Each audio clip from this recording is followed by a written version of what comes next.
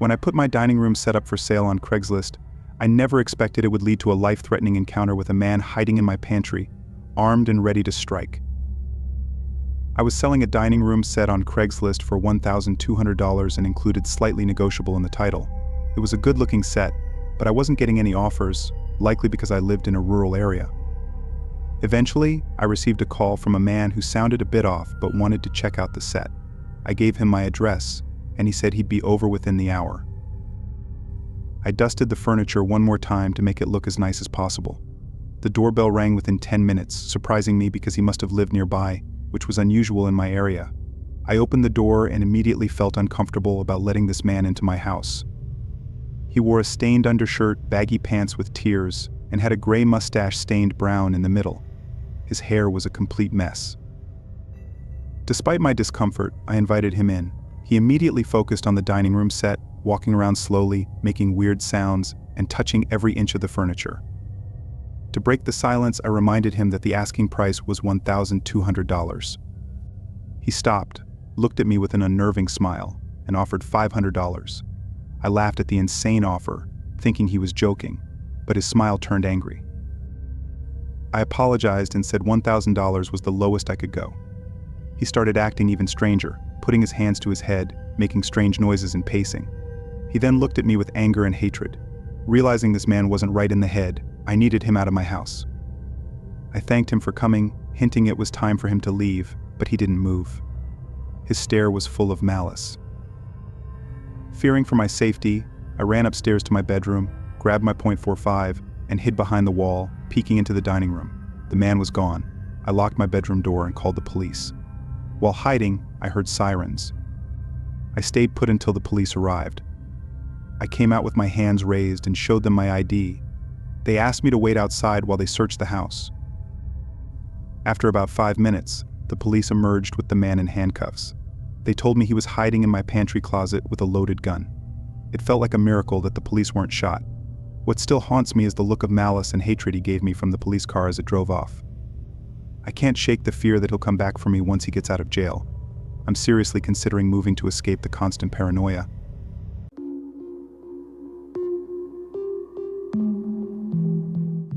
Imagine searching for your first apartment on Craigslist and finding yourself in an abandoned house with a menacing stranger leading you to a basement filled with horrors. This happened to Amanda. This is a popular story with my family and most of my friends. Amanda, my brother's girlfriend, was looking for her first apartment and decided to find a roommate online. She found an ad on Craigslist titled "Roommate Wanted Females Only." The listing was for a room in a house for $225 a month, which was cheap for the area. The occupant described herself as a 23-year-old college student uncomfortable living with males. Amanda liked the place, but there was only one photo of the house's exterior. She emailed the occupant and quickly got a reply with details and a time to visit. When Amanda arrived, there was a handwritten note on the front door saying, "Door broken, use back door. The house looked nice but slightly unkempt." She knocked on the back door, and an older man answered, claiming to be the landlord. He said the occupant was out and had asked him to show her around. Amanda felt uneasy as the man, who appeared to be in his 40s and unkempt, showed her the house. Only the kitchen light was on, and there was no furniture. The landlord was irritable, rushing her through the rooms and only letting her look briefly. He refused to open one room, saying it was the occupant's and he didn't want to invade her privacy. Amanda noticed the front door had a plank nailed across it. Feeling increasingly uneasy, Amanda thanked the man and tried to leave. He then insisted on showing her the basement, claiming it was recently furnished. They were in a small hallway near the basement door, which opened outward, creating a barrier. The basement was pitch black, and he motioned for her to go down first. At that moment, Amanda received a text. Thinking quickly, she pretended it was a call from someone outside the house. She excused herself and walked out the back door, sprinting to her car and speeding away. At home, she told her family everything, and they called the police. The Craigslist post had been removed, and the house had been abandoned for over 6 months. In the room the landlord didn't open, police found a pile of dirty blankets, rotten food, and empty jugs. The walls were covered with ripped-up pages from porn magazines. In the basement, they found a thin piece of fishing twine at shin level across the stairs, a broom handle wrapped in leather belts, and a small box with rolls of assorted teeth.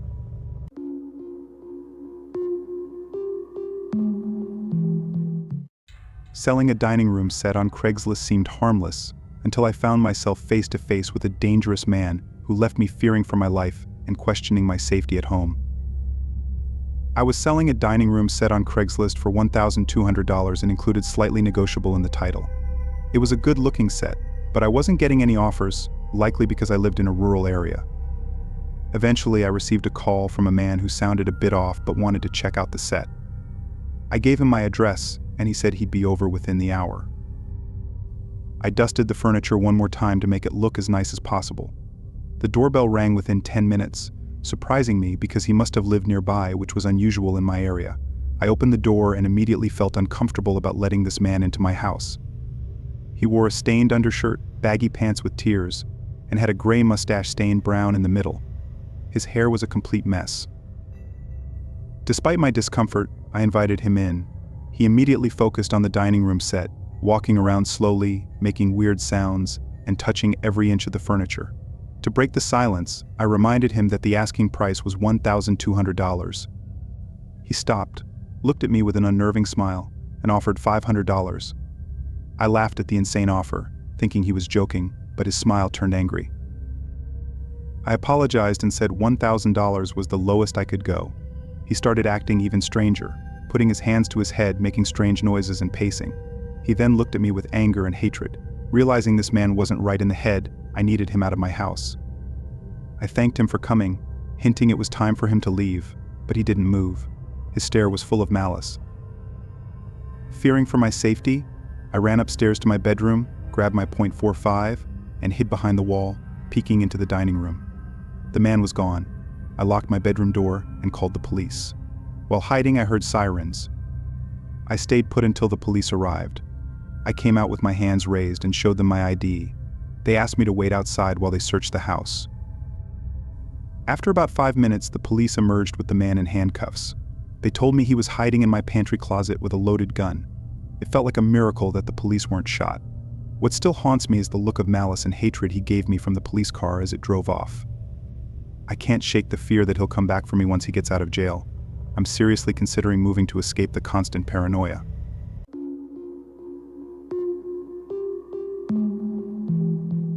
Okay, I've got a story for you, I began, excitement lacing my voice. I'll never forget the time I went on Craigslist to find a vintage rocking chair. I've always been into antique furniture, and when I saw this amazing mahogany chair with these insane carvings, I just knew I had to have it. So I messaged the seller, and we agreed to meet up at their place the next day. I was pretty pumped about it, I continued, recalling the eagerness I felt. Anyway, the next day I grabbed the cash and drove to the seller's house. The address led me to this sketchy-looking neighborhood, which was a bit unsettling, but I told myself not to judge a book by its cover.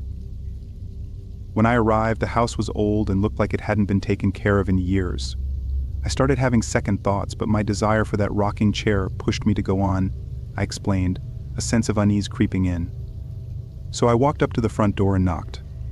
The door slowly creaked open, and there was this shadowy figure just standing there, motioning for me to come in. I hesitated for a sec, but then went inside, trying to convince myself that I was overreacting. I recounted, the memory sending shivers down my spine. The inside of the house was even creepier. It was dark and smelled like mildew, and there were all these old, dusty pieces of furniture and cobwebs everywhere. The seller led me through this labyrinth of rooms, and the further we went, the more I started to freak out. But I just kept telling myself that it was all in my head. I continued, my heart racing with each step. We finally got to this room in the back of the house, and there it was, the rocking chair I'd seen in the ad. It looked just as amazing as it did in the photos, and for a moment, I felt relieved. I went up to inspect the chair, excited to take it home. I handed the seller the cash, and they said they'd help me carry it to my car, I said, recalling the tense atmosphere.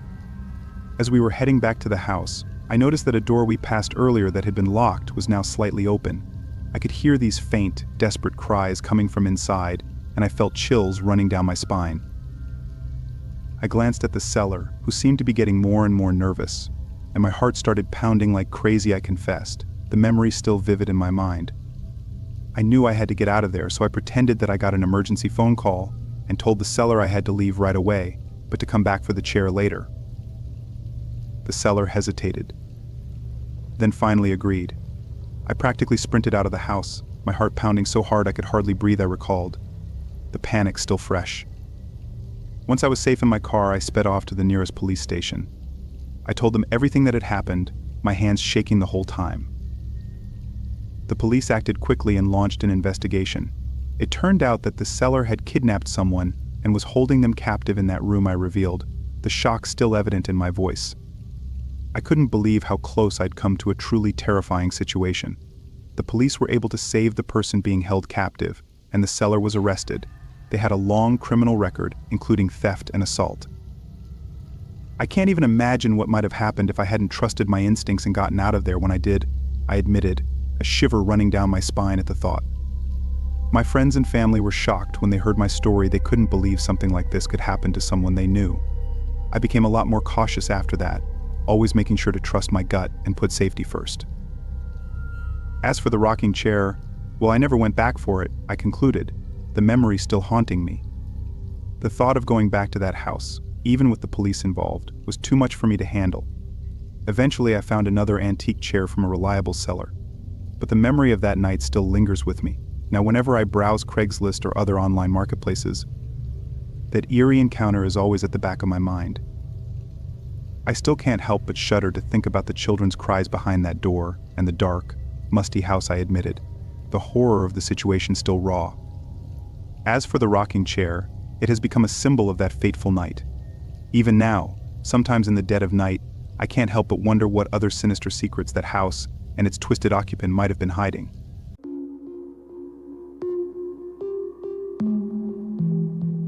Roughly 2 years ago, I decided to sell my old phone on Craigslist after upgrading to a new one. The phone was only 2 years old and in good condition, so I thought it would attract buyers. After considering eBay, Facebook Marketplace, and Craigslist, I opted for the latter, prioritizing a quick sale over making a profit. Listing the phone at a reasonable price, I received a text message expressing interest within a few hours. The potential buyer, Molly, seemed eager, so we arranged to meet the following day outside a local strip mall, conveniently located for both of us. When we met, the transaction went smoothly, and Molly purchased the phone without any issues. Everything appeared normal during our brief interaction, and there were no red flags. However, things took a strange turn in the days that followed. Molly began texting me, initially asking me to come over, and then inquiring if she could visit my place. It was unexpected and out of context, considering our interaction had been solely about the phone sale. At first I wondered if she had the wrong number, but then she mentioned my name, indicating she was indeed contacting me intentionally. I had no interest in pursuing any further interaction with Molly beyond the sale, and her persistent texts, which continued late into the night and into the next morning, left me feeling uncomfortable and confused. Once again, Molly persisted in her attempts to come over, ignoring my previous attempts to deter her.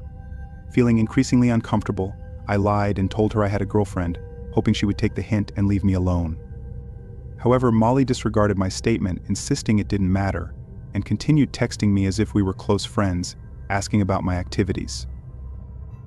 Feeling bewildered by her behavior, I asked her to stop, but she became angry and started hurling insults at me. Frustrated and alarmed, I decided to block her, hoping to put an end to the unsettling situation. Little did I know, the ordeal was far from over. Later that same night, I heard a knock at my front door.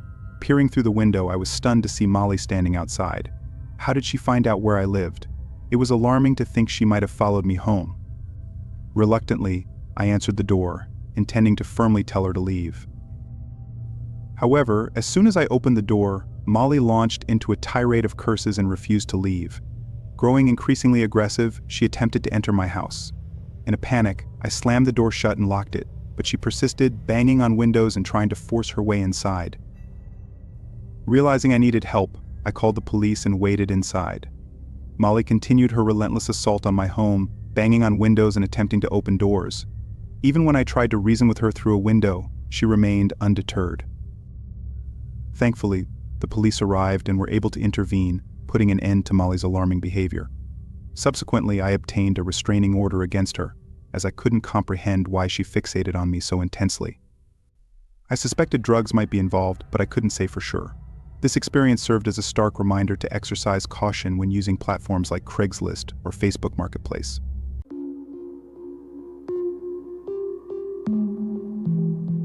I have a Craigslist horror story that I'd like to share, serving as a cautionary tale for those using such websites. A few years ago, I was selling my old MacBook Pro laptop. It was still fairly new, and since I had received a new one from work, I decided to put it up for sale on Craigslist for $1,000. It was a reasonable price considering its condition and value. Within 24 hours of posting the ad, I received a text from someone expressing interest in buying the laptop. I confirmed the price of $1,000 and suggested meeting in a public place for safety reasons. The person proposed Walmart, which seemed like a reasonable choice due to its high visibility and foot traffic. However, what raised a red flag was the person's insistence on meeting at 10 p.m. or later, claiming they worked overnight shifts. Despite my reservations, I agreed to the meeting time. When I asked for their name, they identified themselves as Derek, providing only a vague description of being of average height with dark hair. Despite the uncertainty, we settled on meeting at 10:15 p.m. the following night at Walmart. Arriving shortly after 10 p.m., I parked in the middle of the parking lot, which by then was eerily quiet as the store was set to close at 11 p.m. I believe I texted Derek to let him know that I was at the agreed meeting spot. However, he didn't respond for a while, leaving me waiting and growing increasingly frustrated. It wasn't until around 10:30 p.m. that he finally replied, informing me that he would arrive in about 15 minutes. Despite my annoyance, I decided to wait patiently, hoping that selling the laptop would make it worth the wait. As time ticked by and it approached 11 p.m., I was on the verge of leaving when Derek finally texted me, claiming he had arrived and was at the back of the parking lot. Scanning the area, I couldn't spot him from where I was parked, eager to conclude the transaction. I drove towards the rear of the parking lot, where several cars were scattered randomly. Unsure which one belonged to Derek, I parked in a random spot and asked him again for his location. With no immediate response from Derek, I suddenly spotted a car approaching. Assuming it was him, I watched as it drew nearer, only to realize that the driver and passengers were all wearing black ski masks. Sensing danger, I swiftly drove away, prompting the car to follow me briefly. However, as we reached the front of the parking lot, I noticed a police car stationed there. Seizing the opportunity, I drove towards the police car, prompting the car behind me to make a hasty U-turn in the narrow parking island. Thankfully, the ploy worked, and the suspicious individuals disappeared. Relieved, I drove home and promptly blocked Derek's number. Subsequently, I removed my laptop from Craigslist and opted to list it on eBay instead.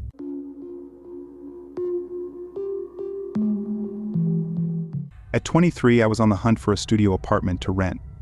Fresh out of college, I had next to no money, barely scraping by on a bit more than minimum wage. My primary focus was finding the cheapest possible option available. Initially, I searched for both one-bedroom apartments and studios. However, as the weeks went by, it became increasingly clear that those options were simply not financially feasible. Reluctantly, I turned to Craigslist, despite its less than stellar reputation.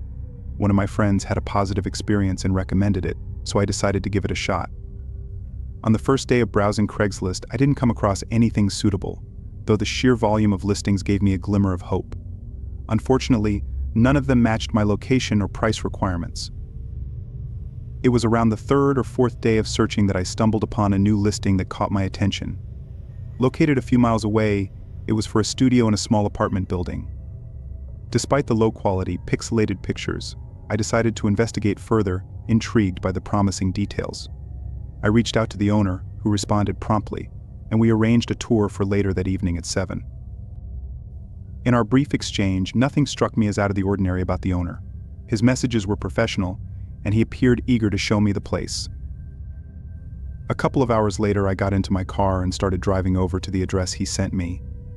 It's worth noting that I was aware beforehand that this wasn't a particularly nice area of our city, but it was the most affordable. Honestly, I didn't think it was too bad, although looking back, perhaps I was just being naive because it seemed like my only option. Upon arriving, I pulled up to a rather old-looking apartment building. Parking on the side of the street, I texted the man to let him know I had arrived, then proceeded to walk up to the front door. Not spotting the man anywhere, I buzzed the room and waited for a few seconds before the door unlocked. Stepping inside, I was greeted by a staircase in the middle and 2 rooms on either side. Before I could even glance at the room numbers, a voice echoed from somewhere above the staircase, informing me that they were on the 3rd floor. Assuming the man was addressing me, I began ascending the stairs. However, I couldn't shake the growing sense of unease at his absence from the door, especially considering how professional he had been in our text exchanges. Upon reaching the top of the steps, I found myself in a small hallway with 2 doors, one of which was open. I walked over and peered inside, only to find a man standing a few feet away, looking back at me. He greeted me warmly, shook my hand, and invited me inside. Yet my confusion was immediate. The place was clearly inhabited, with a couch, TV, chairs, and even food on the counters. It was unmistakably lived in. "Does someone else live here?" I asked kindly. The man quickly replied with a short laugh and said, "No one lived here and everything would be gone by tomorrow." I smiled and said, "Okay, though that response didn't sit right with me." He started leading me further in, pointing out features of the place. But it suddenly dawned on me that this wasn't even a studio. There were multiple doors, surely leading to other rooms. This was at least a 1 or 2 bedroom apartment. And there was no way the price could be what he said it was. It seemed like he noticed my suspicions as he stopped what he was saying and moved toward the hallway. He opened one of the doors that clearly led to a bedroom and started telling me to take a look inside. But before I could answer, we were interrupted when my phone chimed. I pulled it out of my pocket and checked who it was. My face went pale, seeing it was from the man from Craigslist asking where I was. I looked up in horror, realizing what had happened, and I could tell that whoever this guy was in front of me knew that I'd figured it out. This terrifying moment passed, and the guy didn't move or say anything. He just stood and looked at me with a blank stare. After a moment, I hurried out of there and down the stairs, not hearing the guy follow. I got in my car and left, feeling horrified. I never even texted the actual man back, as I was no longer interested in staying anywhere near that place. And I didn't know if maybe he was in on it too, somehow. But whoever that guy was who lured me into his home was so close to being able to probably abduct me. I don't know. And I don't even want to know. But I never opened Craigslist again after that night.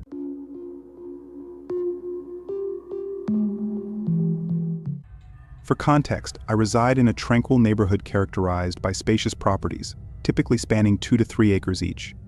During the incident I'm about to recount, my wife was away, leaving me alone at home after I finished mowing the lawn. As I checked my phone, I noticed a text from an unfamiliar number, claiming to be from Craigslist and asking if they could visit. Now, I had never used Craigslist, and I doubted my wife had either. I replied, informing them they had the wrong number, and that I didn't use Craigslist. However, their response, containing my exact address, unnerved me.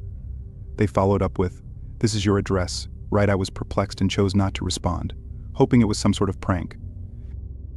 Several hours later, I received another message from the same number, asking if they could come over. I promptly replied, declining their request and stating that I had nothing for sale. Hours passed before I received another message around 10 o'clock, simply stating, "I'm here." This message sent shivers down my spine. Curious and cautious, I moved to the living room and peered out the window, but the darkness of the night obscured my view. I didn't see any cars in my driveway or on the road. Returning to the family room, which adjoined the living room, I sat down on the couch. Moments later, I received another text instructing me to check the front window. With a sense of dread, I complied and stepped into the living room. There, standing outside the window, was a man staring at me with wide, unsettling eyes. I didn't recognize him at all.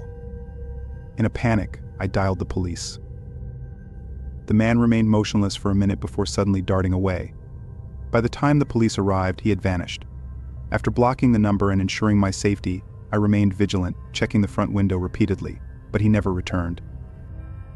To this day, the incident remains a mystery. How did he obtain my address, and who was he? I have no answers.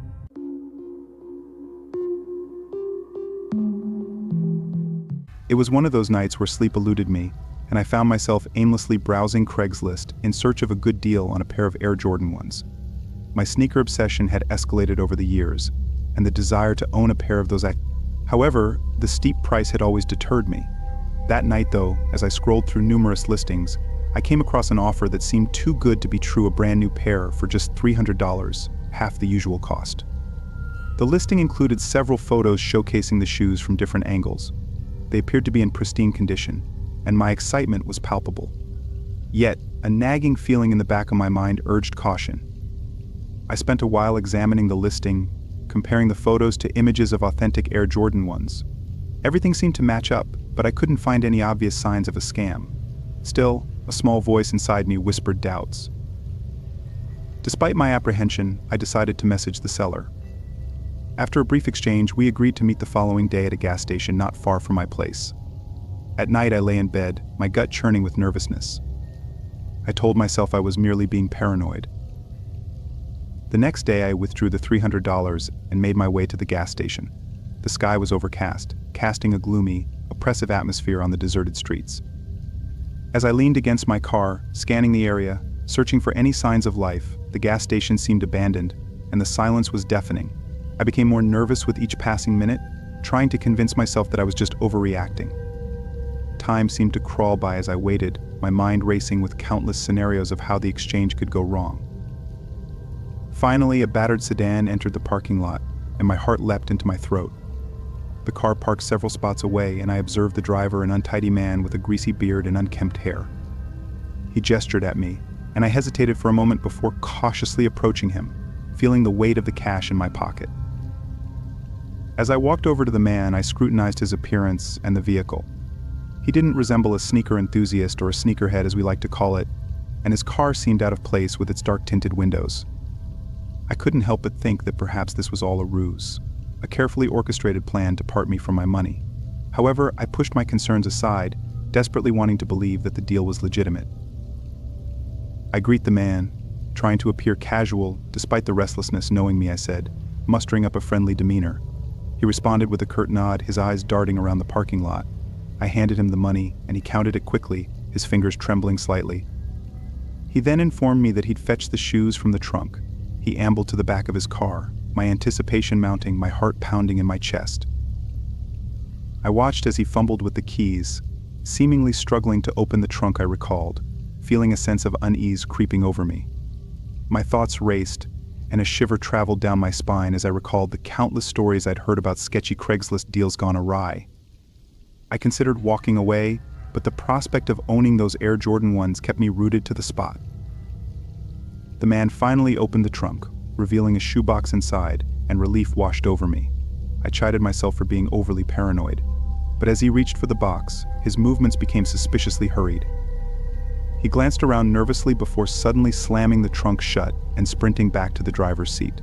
My mind raced, trying to process what was happening before I could react. The car's engine roared to life, and the man darted out of the parking lot, leaving me in a whirlwind of dust and confusion. I recounted, feeling dumbstruck as the harsh reality of the situation dawned on me. I had been swindled out of $300, a mix of rage and humiliation welling up inside me as I cursed myself for being so gullible. I knew I should have trusted my instincts, but it was too late now. As the car disappeared down the road, I was left with nothing but a bruised ego and an empty wallet. As I drove home, replaying the events in my head, the magnitude of my mistake became clear. I should have insisted on more proof, like additional photos or a video call to see the shoes, or even a written agreement.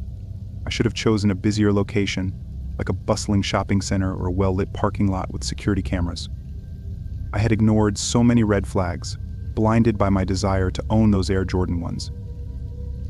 Over the next few days, I was consumed with disappointment and self-reproach, I confessed, recalling the frustration of reporting the incident to the police, knowing that the likelihood of getting my money back was next to none.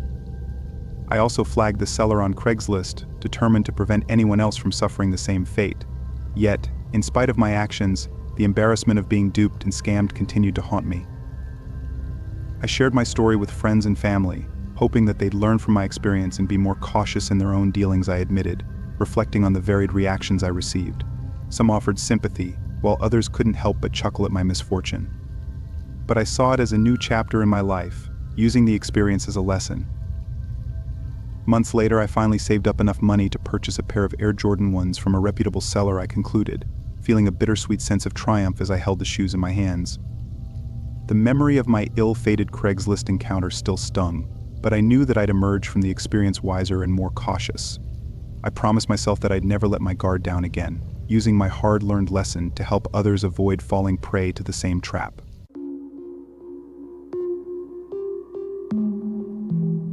That night changed everything. Now every shadow holds their sinister secrets. In 2018, I experienced a divorce that left me with virtually nothing. I relocated to a small home, but it was empty.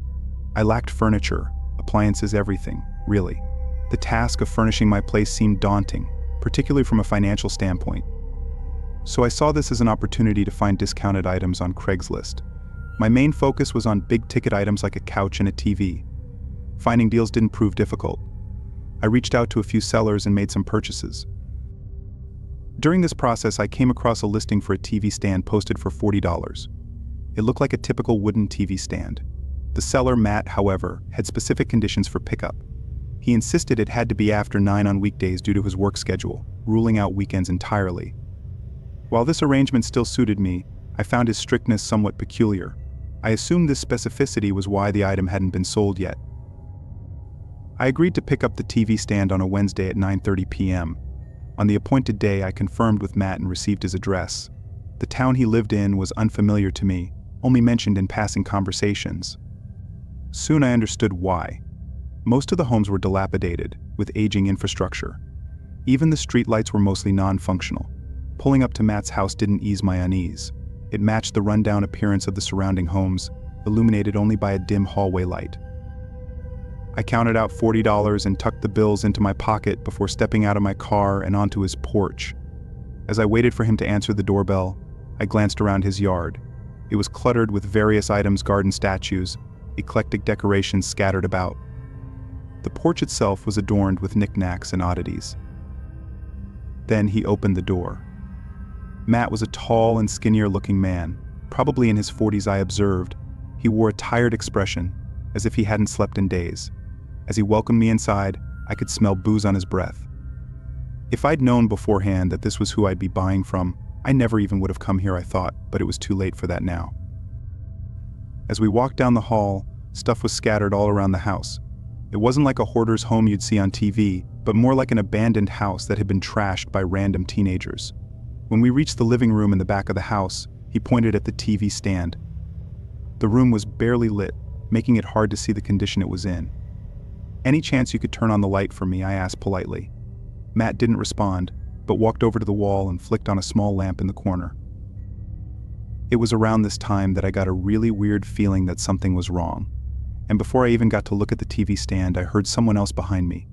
Another man had come around the corner, standing next to Matt. He didn't say hello or anything, just watched me. I was really unsure what to make of this and didn't want to overreact right away, but I was also getting really uncomfortable as that eerie feeling only grew larger. I was standing there trying to think of what to say or do, but then Matt walked past me and stood in front of the TV stand. They were now on either side of me, facing me and not speaking. Several long seconds passed as nobody spoke or moved. Before I quickly walked past the other guy and down the hallway toward the front door, I made a hasty exit. As I left, I heard them laughing in the room behind me, like this was funny, and as I got halfway to my car, the front doors slammed shut. I can't even find any reasons for what occurred that night or what those two guys were trying to do. Maybe it was just some sick joke they were pulling, trying to get me to freak out, or maybe it was something more sinister. I don't plan on finding out, though.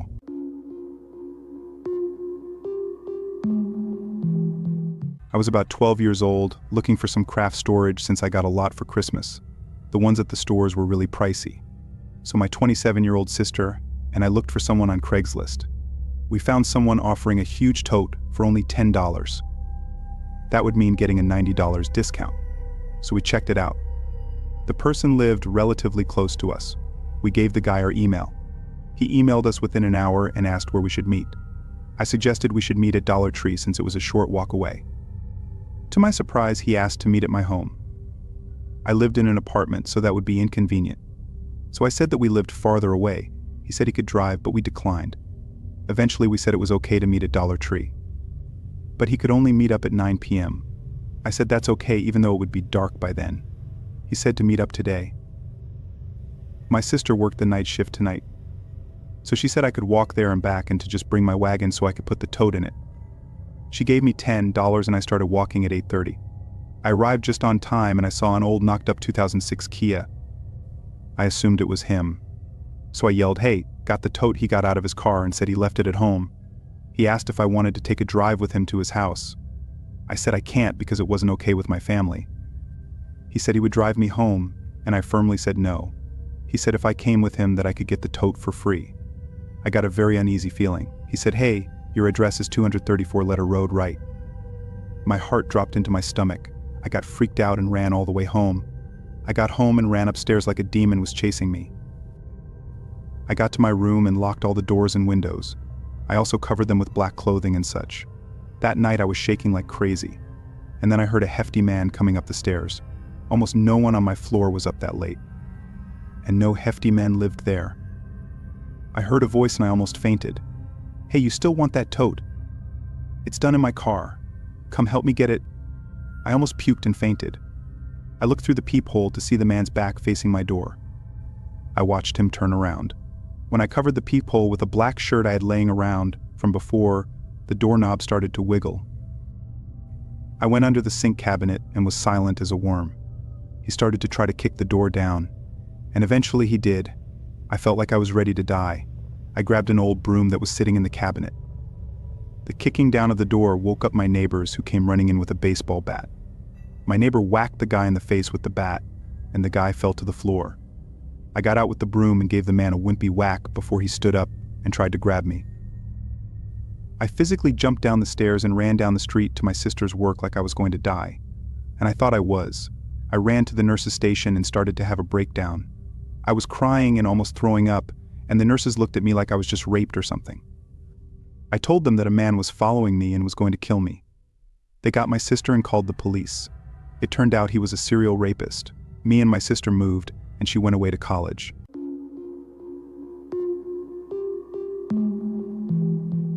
I was just a regular guy trying to sell my motorbike on Craigslist. It was a beautiful shiny black Yamaha R6 that I'd had for a couple of years. I had some great times on that bike, but I needed the cash for other things. I put it up for sale and soon got a few inquiries, but nothing too promising.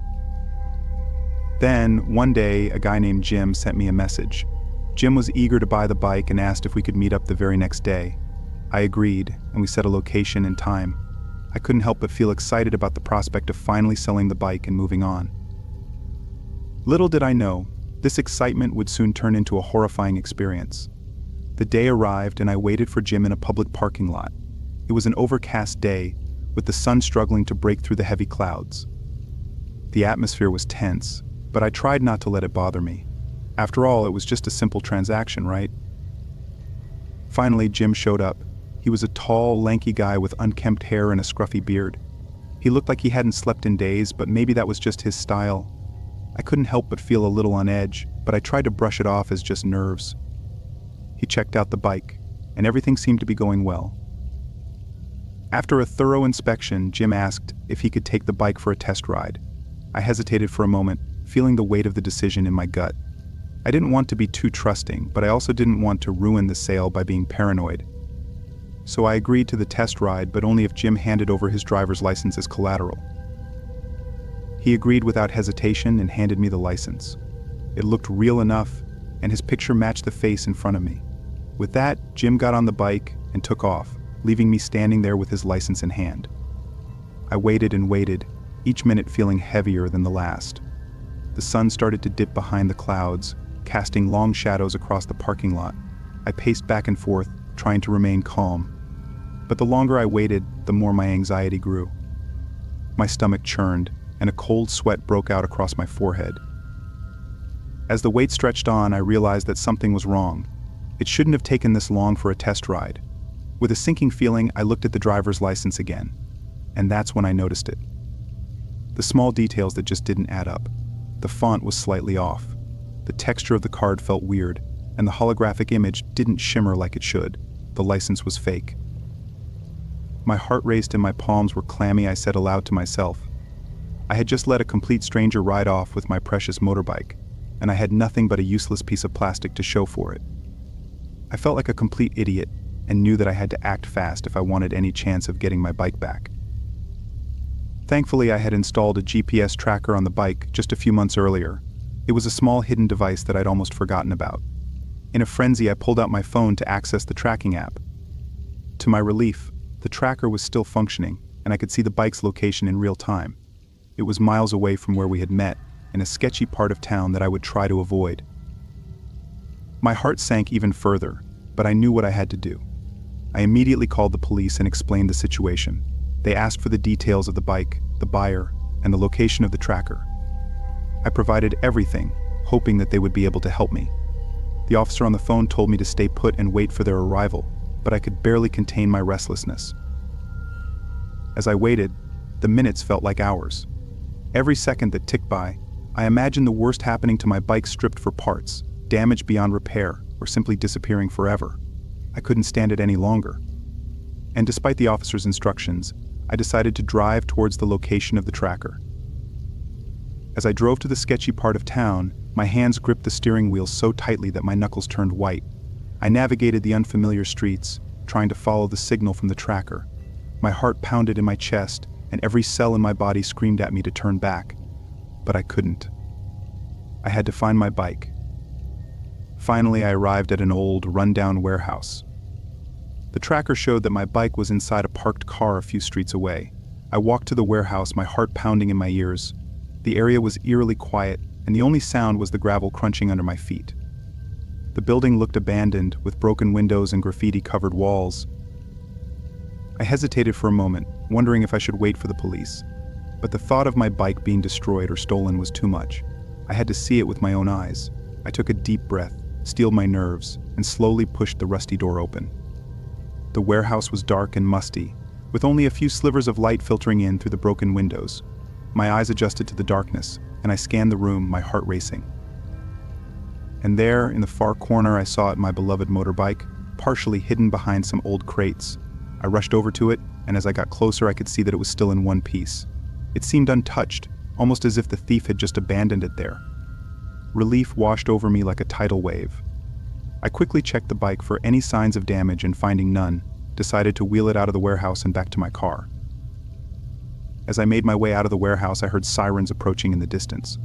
The police had finally arrived, and I met them outside, my heart still pounding, but now with a mixture of relief and gratitude. I explained what had happened and how I found the bike. The officers took down my statement and assured me that they would investigate the matter further. They told me I was lucky to have installed the tracker, as it had probably saved my bike from being lost forever. After everything had calmed down, I loaded the bike onto my car and drove back home. I couldn't believe what I had just been through. The experience had been a roller coaster of emotions, from excitement to dread to relief. It was a lesson in trust, and a reminder to always be cautious when dealing with random strangers online.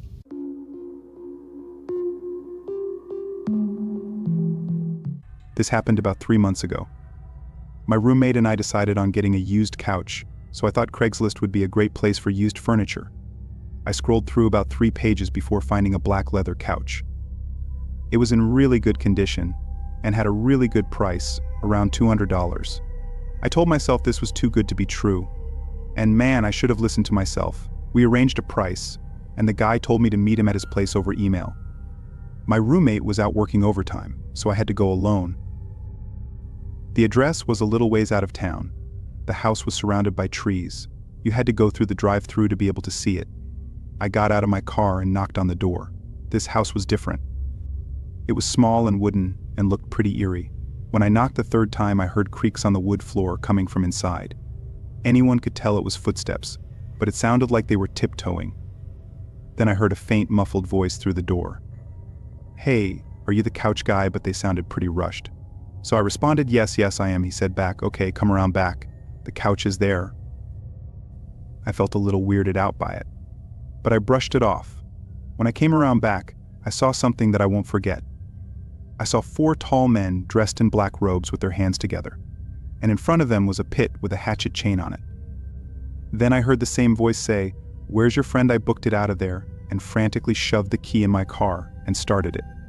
I looked out the mirror and saw the front door fly open. I shifted into first and floored it out of there. The thing that makes me uneasy to this day is that in the emails, I never told him I had a roommate.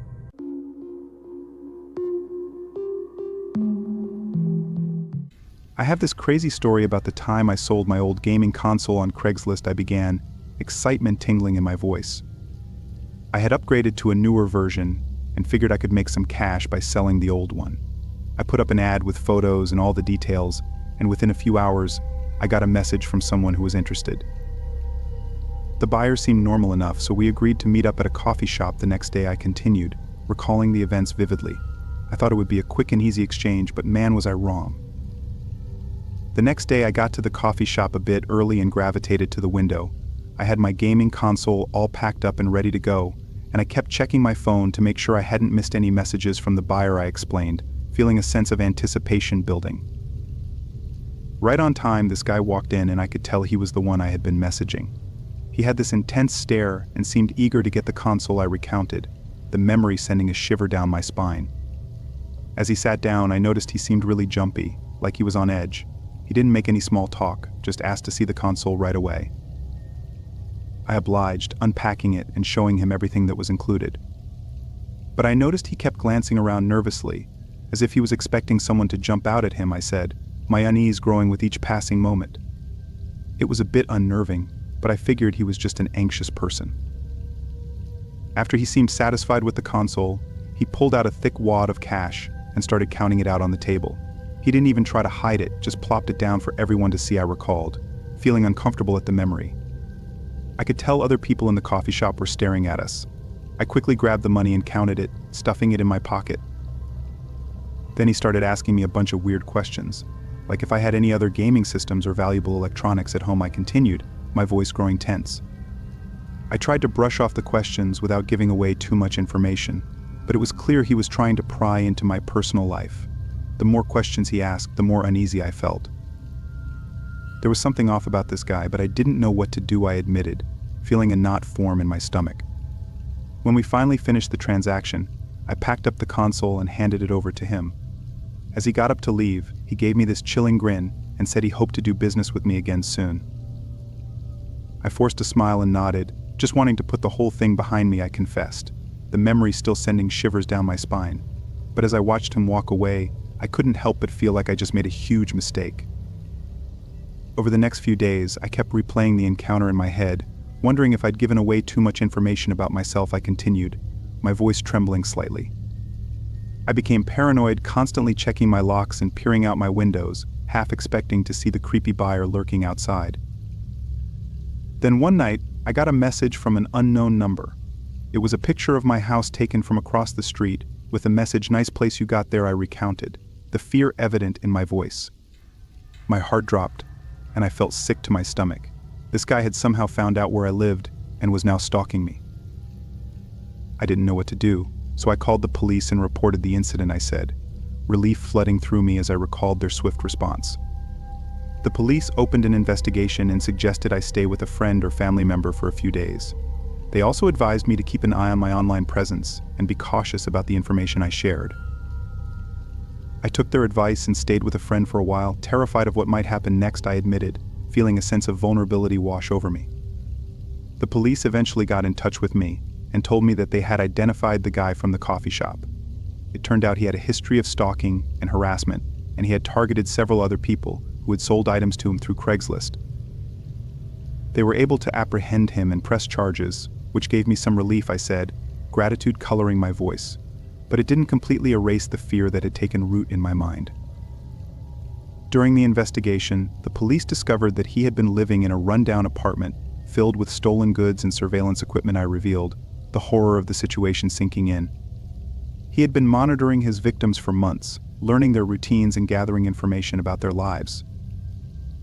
I couldn't believe how close I'd come to becoming one of his victims and how easily he had been able to infiltrate my life. I confessed, a shiver running down my spine at the thought. My friends and family were shocked by the whole ordeal. They couldn't believe that something so terrifying had happened to someone they knew. Even now, years later, the memory of that creepy buyer and his chilling grin still haunts me. I admitted, the fear still lingering in the depths of my mind.